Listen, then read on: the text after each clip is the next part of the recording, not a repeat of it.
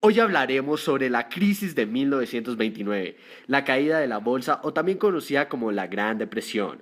Fue la más devastadora caída del mercado de valores en la historia de la bolsa en Estados Unidos, tomando en consideración el avance total y la duración de sus secuelas.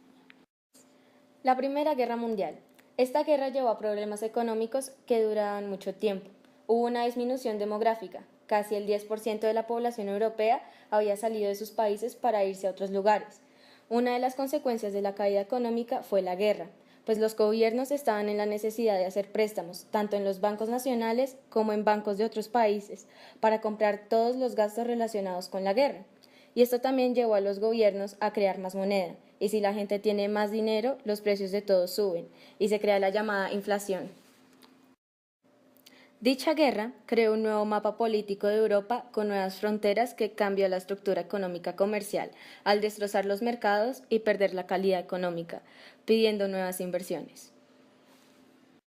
El crecimiento de Estados Unidos. Cuando se acabó la Primera Guerra Mundial, Estados Unidos quiso hacer un crecimiento económico, quitando al líder de la economía Gran Bretaña. Durante los años de la Gran Depresión, en este país se incrementó la producción y la llamada demanda, acompañada de una transformación productiva, innovación de la tecnología. Las causas de la Gran Depresión fueron las siguientes. La producción y el bienestar progresaban de manera muy buena en unas partes, como lo era Estados Unidos, Japón, mientras que en otras partes vivían cansados por el desempleo y la crisis habituada. Como Estados Unidos tenía las mayores reservas de oro del mundo, tuvo que hacerle préstamos a Europa. La deuda internacional solo se podía pagar con oro o mercancías, y los estadounidenses paraban sus importaciones de Europa con nuevos y elevados derechos de aduana, impuestos de importación, y aprovechaban de su superioridad para imponer sus exportaciones a Europa. La demanda es de subir los precios a alturas muy altas, pero en la bolsa solo fue un negocio.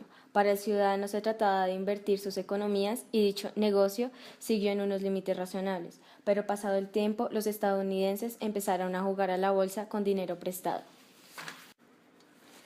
Nunca el Congreso de los Estados Unidos, al analizar el Estado de la Unión, se ha encontrado con una perspectiva más placentera que la que existe en este momento.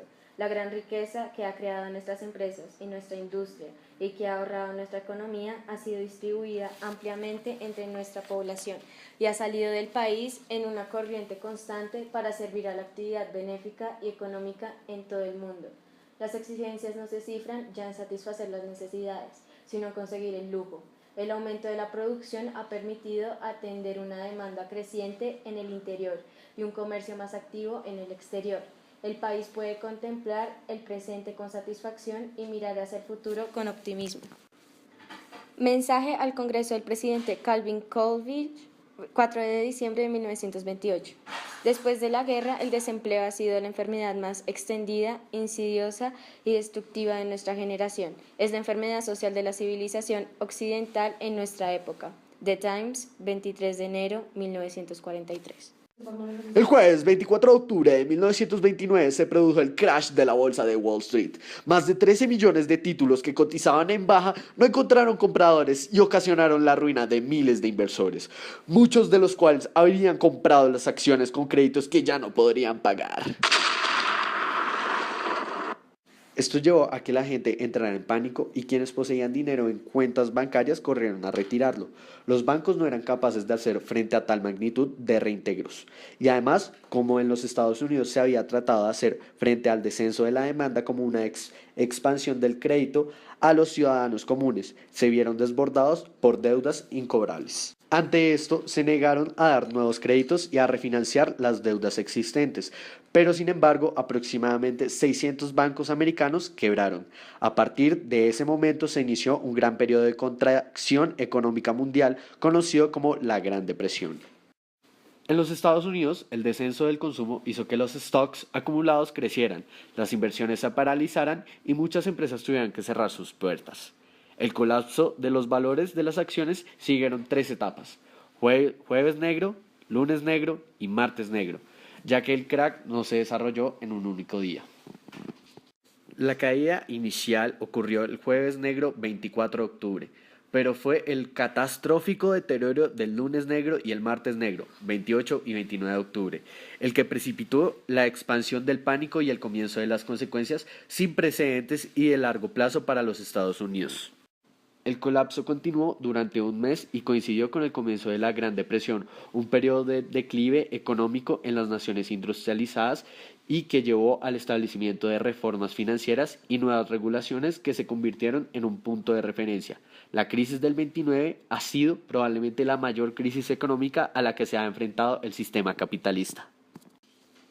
Consecuencias. El paro, la más terrible consecuencia de la Gran Depresión. En 1932, en el mundo habían 40 millones de desempleados. En los Estados Unidos, el paro total estuvo acompañado de mendicidad, enfermedad y acumulación en las ciudades de Lata, las conocidas como Homeversville, irónicamente en Estados Unidos, y en los aledaños de las grandes ciudades se encontraba el paro parcial, lo cual no es tan grave, pero sí afectó la vida diaria de las personas.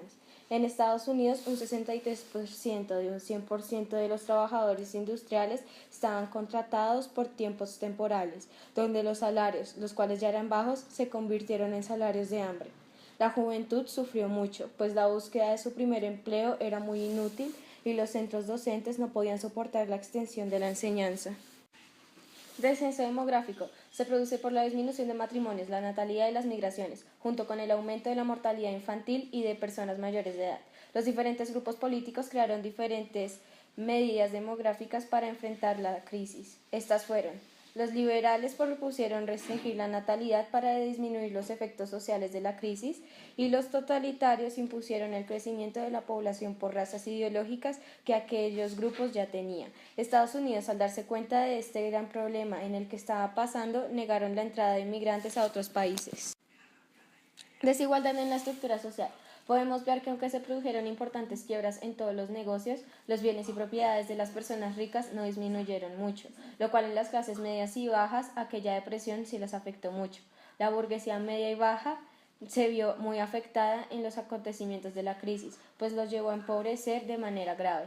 A la clase que más afectó fue al proletariado, pues llegó a dividirse en estratos según si fuera industrial, rural, con trabajo fijo, etc. El New Deal o el Nuevo Tratado, conjunto de medidas adoptadas por el gobierno de Franklin D. Roosevelt para hacer frente a los estragos causados por la Gran Depresión.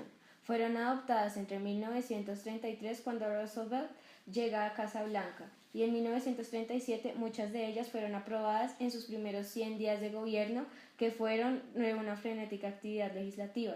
Pueden clasificarse en 3 tipos de medidas: de ayuda, de recuperación y de reforma. ¿Por qué se extendió al mundo? Se prolongó al mundo dado el lugar por Estados Unidos en la economía mundial. Los efectos de la crisis bursátil de Wall Street se transmitieron muy rápido por los 5 continentes. Existían conexiones con la economía internacional, aunque con mayor magnitud la economía europea. Podemos ver que también se extendió por Latinoamérica, ya que como era una zona de mucha exportación, la inestabilidad de los mercados de productos se vivía en todo el mundo. Solo tenía solución si se formaba una adecuada financiación exterior, pero la caída de las importaciones de algunos productos de América Latina afectaron mucho a esta zona.